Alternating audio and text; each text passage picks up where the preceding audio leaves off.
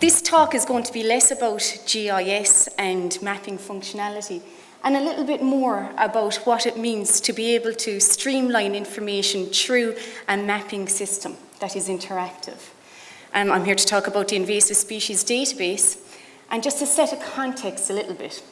Globally, invasive species are one of the greatest threats to biodiversity. They also have a significant economic cost, with the cost of impact and control at over 12 billion for Europe and 1.7 billion for Britain.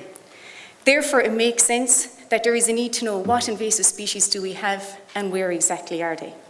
When we think about it, they can impact on exacerbating flooding, on food web interactions, on recreation of water areas, which can impact on tourism, and impact on our native wildlife. So in light of this, the National Biodiversity Datacentre in 2008 established a National Invasive Species Database. The aim was to establish a centralised source of distribution data on invasive species in Ireland. Currently, there are over 25,000 records, this distribution data, for 98 invasive species in Ireland. The species lists in the database come from risk assessment and expert contribution. And importantly, the distribution data on this occurrence data comes from a variety of sources, whether it be state body monitoring programs, from consultancies, from academia or journals. And this can be fed through different sources into an interactive mapping system and viewed in one go. You can access the database through its online portal at invasives.biodiversityireland.ie. When you go in there, you can query and you can view and query the list of invasive species, and for each one, see a profile with important information on each of those species. When was it first recorded in Ireland? What is its main mechanism of impact, etc. You can also access the distribution data from all these different sources on one map. And as Liam showed earlier in his talk, you have that record data. To expand a little bit on that, it's not about just viewing it against a background of different layers, but you can also download lists. You can, draw a polygon. You might be interested in what about a development in an area. And you want to see, are there any of these high impact invasives in it that need to be considered for development? Draw your polygon and download your list, and it'll tell you if it's there, along with other threatened or protected species. But since its establishment in 2008, the functionality of it has gone far beyond, and the functions that we do in the initiative have gone far beyond its initial aim. We also work on many other aspects, and this is really as a result for the need for information and data on invasive species, both in Ireland and internationally. We work with global and regional networks. Information is provided from the data centre, who's a national node for contributing record data to the Global Biodiversity Information Facility, where record species are tagged. We also provide data to NOBANIS, which is a European invasive alien species network. Data provision is very important also within Ireland. It's supplied to local authorities, it's supplied for research, for many other different aspects. We do this through hard copy reports, we can provide GIS files, and really it's just about answering queries as well. Importantly, and very importantly, it's also about building capacity. And we undertake many training workshops throughout the year. We deliver targeted recording schemes and work on an awareness of invasive species and the recording of them. Significantly, we have also developed an early warning system for invasive alien species in Ireland. Now, this is crucial, because failing to prevent the introduction of an invasive species to Ireland, we need to detect its presence and warn of its arrival as early as possible. This allows for a rapid response to go in and to remove that species and to remove the threat of it before it becomes established and spread. So just as one example of how this early warning system will work, in August in 2010, I received some sighting information and a photograph of a chipmunk species seen in Colligan Woods in Dungarvan, County Waterford.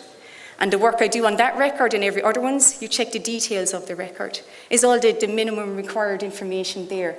Is it valid? We also looked at the photo properties and spoke to the recorder. When we're happy in the data centre that this seems like a valid record, the photograph was sent to an expert to identify the species. That was Dr. Colin Lawton in NUI Galway, and he came back and said, well, this is a Siberian chipmunk, Tamias sibericus, which happens to be one of the most commonly traded chipmunk species.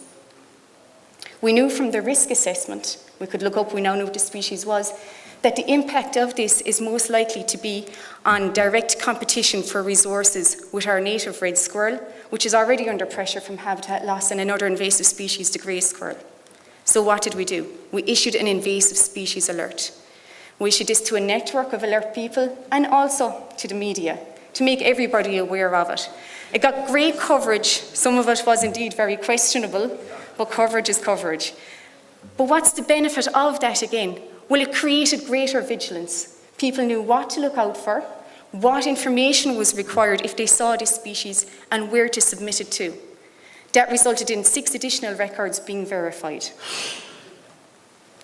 So what's next for the invasive species database? I'll only touch on a few elements here. What we would love to see is an automated early warning system.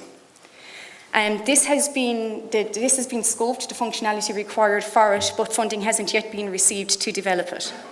And really what it is to detect what the eye can't see for occurrences in smaller environmental or administrative areas. So for instance, with the chipmunk, the first record or the first 10 records, it's easy to know with the eye when that's mapped, oh, that's the first record for that area. It's not so easy, but it's just important to know, is that species first recorded in, say, a local authority or within a nature conservation value area? And this can happen, you could imagine, for Japanese knotweed or any other important aquatic or terrestrial invasive species. So this system would allow that to happen. It would detect at different levels of criteria, first to Ireland, first to this region, whatever it may be. It would issue the alerts automatically to a website, and it would issue alerts via RSS feeds to an alert network who can sign up for it. We're also working in a phased way through producing reports on trends and introductions of invasive species in Ireland and to Ireland. And this is important. It can indicate what has been happening, and that can indicate what's likely to happen into the future. We'll look at horizon scanning, and that can help direct policy and actions. For instance, what is the main pathways for certain species coming in, and do we need to undertake biosecurity there? Boats coming into the country, washed at ports. And finally, it is also important and imperative for all the work that we do there to remain to do the foundation and the fundamental work of the data centre, promoting recording of the species, providing a facility where people can submit their sightings, where they can be validated, where the identity can be verified, and all those verified records put into that centralised mapping system for researchers, for local authorities, for consultancies, whoever need to access that information for their use. And just to say, in the future, we are looking at a time where invasive species are becoming a lot more prominent, and there is certainly significant developments in policy and legislation, both in Ireland, in Europe, and globally. Oh, apologies. So thank you very much. The website, you can go there for more information and to access the database. You can contact me in the data centre. And I just want to also say thanks to the EPA and the Heritage Council for their continued funding.